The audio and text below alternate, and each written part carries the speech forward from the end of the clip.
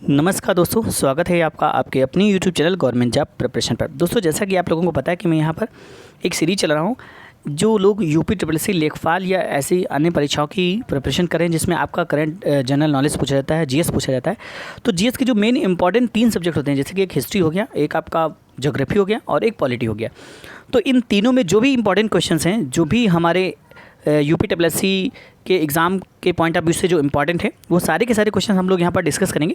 तो इस समय हमारी सीरीज यहाँ पर ये आपका क्विज के फॉर्मेट में रहेगा और इसमें मैं डिटेल डिस्क्रिप्शन भी आपको देता चलूँगा हर एक क्वेश्चन का। और इसका आपका 2 वीडियोस ऑलरेडी मैं बना चुका हूँ हिस्ट्री से, और इसमें मैं अभी एंशिएंट हिस्ट्री को लेकर चल रहा हूँ, फिर इसी तरह मिडवल और मॉडर्न हिस्ट्री को भी डिस्कस करेंगे। और हिस्ट्री खत्म होने के बाद आपको पॉलिटी और ज्योग्राफी दोनों के और भी वीडियोज़ यहाँ पर मिल जाएंगे, जो आपका कंप्लीट एक MCQ सीरीज़ हो जाएगा, जिसमें आपको कंप्लीट ज्योग्राफी, कंप्लीट पॉलिटी और कंप्लीट आपको इंडियन हिस्ट्री देखने को मिल जाएगी, जो कि आपके यूपीट्रिपलएससी लेखपाल एग्जाम के लिए बहुत ही इंपॉर्टेंट है।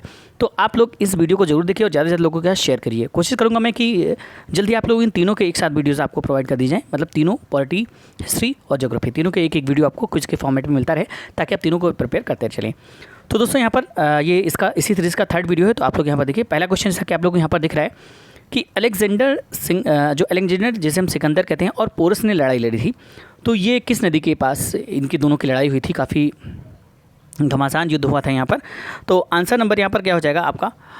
तो यहाँ पर अगर हम बात करते हैं तो ये हार्डिस पीच के युद्ध के नाम से ये प्रसिद्ध है।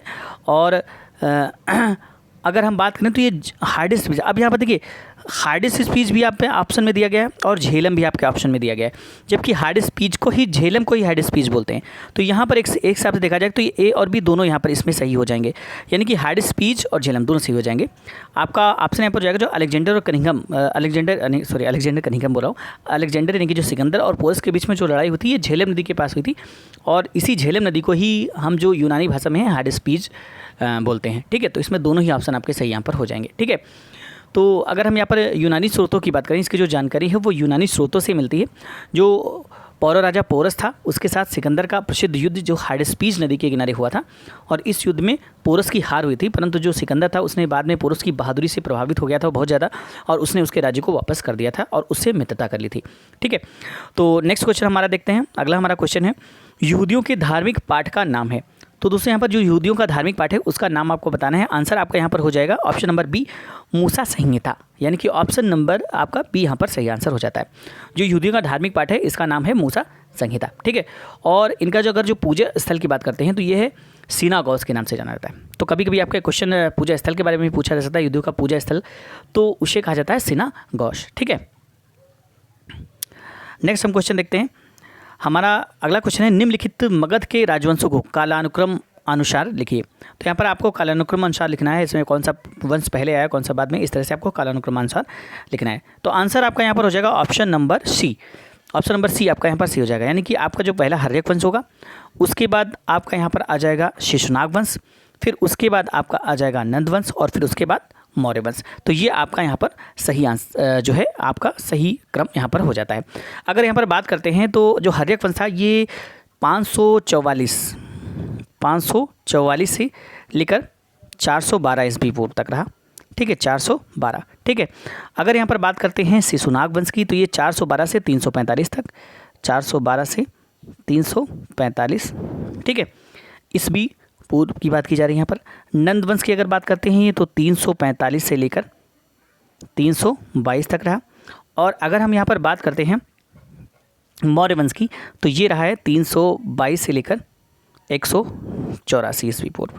तो ये इसके जो है सही कालानुक्रम यहाँ पर हो जाता है। ठीक है, अगला क्वेश्चन यहाँ पर देखते हैं। नेक्स्ट हमारा क्वेश्चन है, महाभाष्य लिखा था। तो दोस्तों, जो महाभाष्य लिखा गया था ये किसके द्वारा लिखा गया था? आंसर आपका यहाँ पर सही हो जाएगा पतंजलि ने। ऑप्शन नंबर डी आपका सही आंसर हो जाता है। ठीक है, महाभाष्य के जो रचनाकार थे ये थे पतंजलि। ठीक है, और इस ग्रंथ की ये जो जानकारी मिलती है कि मौर्य शासकों ने आर्थिक संकट से उबरने के लिए देव प्रतिमाएँ बनवाकर बिकवाई थी। तो यहाँ पर इसी ग्रंथ से ये जानकारी आपको प्राप्त, ये भी जानकारी यहाँ पर साथ में प्राप्त हो जाती है कि जो मौर्य शासक थे उन्होंने आर्थिक संकट से उबरने के लिए देव प्रतिमाएँ बनवाकर बिकवाई थी। ठीक है, अगला क्वेश्चन देखते हैं। नेक्स्ट हमारा क्वेश्चन है, निम्नलिखित नामों से प्राचीन भारत के चिकित्सकीय त्रय की पहचान कीजिए। तो इसमें प्राचीन भारत के चिकित्सकीय त्रय इसमें कौन से हैं? तो आपका आंसर यहाँ पर हो जाएगा ऑप्शन नंबर सी, यानी कि चरक, सुश्रुत और वाग्भट। ठीक है। चरक, सुश्रुत और जो वाग्भट थे इनको चिकित्सीय त्रय के नाम से जाना जाता था। ये तीनों ही चिकित्सक आयुर्वेद में सिद्धस्थ हुआ करते थे। ठीक है, अगला क्वेश्चन देखते हैं। नेक्स्ट हमारा क्वेश्चन है, भारतीय काल में स्रोत सामग्री लिखने के लिए प्रयुक्त भाषा थी। तो प्राचीन काल में स्रोत सामग्री लिखने के लिए जो प्रयुक्त भाषा थी उसमें कौन सी भाषा ज़्यादातर प्रयुक्त की जाती थी स्रोत सामग्री को लिखने में? तो आंसर आपका यहाँ पर हो जाएगा ऑप्शन नंबर ए यानी कि संस्कृत। ठीक है, प्राचीन काल में जो स्रोत सामग्री लिखने के लिए अधिकांशतः संस्कृत ही भाषा का उपयोग किया जाता था। ठीक है, नेक्स्ट क्वेश्चन देखते हैं। हमारा अगला क्वेश्चन है, यूनानियों को भारत से बाहर किसने निकाला था? तो यूनानियों को भारत से जो बाहर निकालने वाला था वो था आपका चंद्रगुप्त मौर्य, यानी कि ऑप्शन नंबर ए आपका सही आंसर हो जाता है। अगर हम यूनानियों को भारत से बाहर निकालने का श्रेय की बात करते हैं तो ये चंद्रगुप्त मौर्य को जाता है। 305 ईस्वी पूर्व, कब की बात? 305 ईस्वी पूर्व में यूनानी शासक सेल्यूकस और चंद्रगुप्त मौर्य के मध्य हुए युद्ध के उपरांत हुई संधि के फलस्वरूप सेल्यूकस ने चंद्रगुप्त मौर्य के साथ अपनी पुत्री के विवाह में दहेज के रूप में एरिया, अराकोसिया, जेड्रोसिया और पेरीमेपिसदाई के क्षेत्रों को दे दिया था। ठीक है, पेरीपेमिसदाई इसको बोलते हैं, पेरीपेमिसदाई और जेड्रोसिया, पेरीपेमिसदाई, अराकोसिया और एरिया, तो ये कुछ यहाँ पर क्षेत्र उन्होंने विवाह में दहेज के रूप में दे दिया था सेल्यूकस ने। नेक्स्ट क्वेश्चन देखते हैं, बिंदुसार के शासन के दौरान अशांति कहाँ पर थी? तो बिंदुसार के शासन के दौरान तक्षशिला में अशांति थी, यानी कि ऑप्शन नंबर सी आपका सही आंसर हो जाता है। ठीक है, चंद्रगुप्त मौर्य के जो उत्तराधिकारी हैं उनके पुत्र जो बिंदुसार थे, इनके शासनकाल में तक्षशिला में विद्रोह हुआ। उसने अशोक को कुमारामात्य बनाकर वहाँ का विद्रोह दबाने के लिए भेजा और अशोक ने न केवल विद्रोह की शांत किया बल्कि वहाँ की प्रजा का प्रेम भी और विश्वास भी जीत लिया था। ठीक है, अगला क्वेश्चन देखते हैं। नेक्स्ट है, चंद्रगुप्त मौर्य ने अपने अंतिम दिन कहाँ गुजारे? तो चंद्रगुप्त मौर्य ने जो अपने अंतिम दिन गुजारे थे वो थे श्रवणबेलगोला में।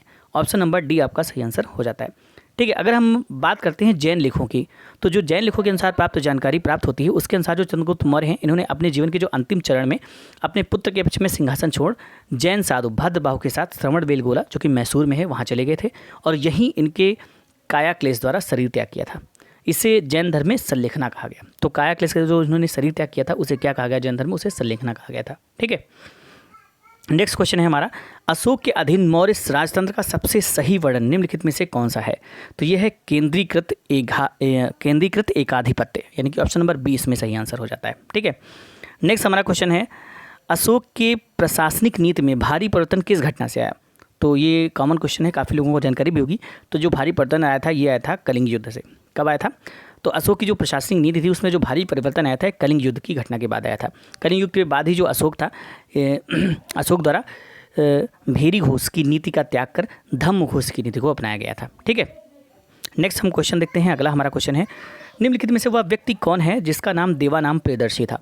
तो देवानाम जो प्रियदर्शी था ये मौर्य राजा अशोक का नाम हुआ करता था, यानी कि ऑप्शन नंबर ए आपका सही आंसर हो जाता है। ठीक है, मौर्य सम्राट जो अशोक थे इनके अभिलेखों में उसे देवानाम प्रियदर्शी, देवानाम प्रियदर्शनी, देवानाम प्रिय, देवानाम प्रियदर्शी तथा राजा आदि की उपाधियों से संबोधित किया गया है। मास्की, गुर्जरा, नेट्टूर तथा उदयगोलम लेखों में उसका नाम अशोक मिलता है तथा पुराणों में उसे अशोक वर्धन कहा गया है। ठीक है, नेक्स्ट क्वेश्चन हम देखते हैं, कलिंग युद्ध के बाद निम्न में से किसने महाराज अशोक के रूपांतरण को दर्ज किया? तो कलिंग युद्ध के बाद महाराज अशोक के जो रूपांतरण को दर्ज किया था वो किया था रॉक एडिक्ट 13 ने। ठीक है, तो 13वें शिलालेख से कलिंग युद्ध के संदर्भ में स्पष्ट साक्ष्य मिलते हैं। यह घटना अशोक के शासनकाल के 8वें वर्ष अर्थात 261 ईस्वी पूर्व में घटित हुई थी। इस शिलालेख में उसने कलिंग युद्ध से हुई पीड़ा पर दुख और पश्चाताप व्यक्त किया था। ठीक है, नेक्स्ट है, किस शिला राजादेश में अशोक ने कलिंग युद्ध के हताहतों का उल्लेख किया और युद्ध के त्याग की घोषणा की थी? तो ये हो जाएगा शिला राजादेश 13, यानी कि ऑप्शन नंबर बी आपका यहाँ पर सही आंसर हो जाता है। ठीक है, नेक्स्ट क्वेश्चन देखते हैं। हमारा अगला क्वेश्चन है, चंद्रगुप्त मौर्य के दरबार में भेजा गया यूनानी राजदूत था। तो चंद्रगुप्त मौर्य के दरबार में जो भेजा गया यूनानी राजदूत था वो हमारा था मेगस्थनीज, यानी कि ऑप्शन नंबर सी आपका सही आंसर यहाँ पर हो जाता है। ठीक है,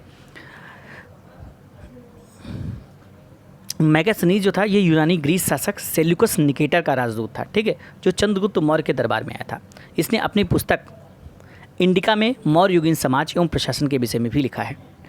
अगला क्वेश्चन है हमारा, इंडिका किसने लिखा? तो अभी मैंने पिछले ही क्वेश्चन में इसका आंसर दिया है, आपका मेगस्थनीज ने इंडिका लिखा था, यानी कि ऑप्शन नंबर बी आपका सही आंसर हो जाता है। नेक्स्ट क्वेश्चन हमारा है, अशोक के किस बौद्ध साधु से प्रभावित होकर बौद्ध धर्म अपनाया? अशोक ने किस बौद्ध साधु से प्रभावित होकर बौद्ध धर्म अपनाया था? तो आंसर आपका हो जाएगा ऑप्शन नंबर बी। ठीक है, ऑप्शन नंबर बी यहाँ पर आपका सही आंसर हो जाता है। सिंघली अनुश्रुतियों, दीपवंश एवं महावंश के अनुसार अगर हम बात करते हैं तो अशोक को उसके शासन के चौथे वर्ष निग्रोध नामक भिक्षु ने बौद्ध धर्म में दीक्षित किया। दिव्यावदान अशोक को बौद्ध धर्म में दीक्षित करने का श्रेय उपगुप्त नामक बौद्ध भिक्षु को देता है। अगला क्वेश्चन देखते हैं, चंद्रगुप्त मौर्य का प्रसिद्ध गुरु चाणक्य निम्नलिखित में से किस विद्या केंद्र से संबंधित था? तो चाणक्य जो है ये आपके तक्षशिला से संबंधित है, यानी कि ऑप्शन नंबर ए आपका सही आंसर हो जाता है। ठीक है, अगला क्वेश्चन देखते हैं। नेक्स्ट हमारा क्वेश्चन है, कलिंग युद्ध किस वर्ष में हुआ था? तो मैंने पिछले क्वेश्चन में इसका डिस्कशन में बताया था। जो कलिंग का युद्ध है ये 261 BC यानी कि बिफोर क्राइस्ट ईसा पूर्व में हुआ था। ठीक है, अगला क्वेश्चन देखते हैं, अर्थशास्त्र के लेखक किसके समकालीन थे? तो ये बात की जा रही है यहाँ पर आपके अर्थशास्त्र जो कि चाणक्य ने लिखा था, तो उनके बारे में बात की जा रही है कि ये किसके समकालीन हुआ करते थे। ठीक है, तो आंसर आपका यहाँ पर हो जाएगा चंद्रगुप्त मौर्य, यानी कि ऑप्शन नंबर 2 आपका सही आंसर, बी आपका सही आंसर हो जाता है। नेक्स्ट क्वेश्चन है, तो आज के लिए यहाँ पर इतने ही क्वेश्चन हैं दोस्तों।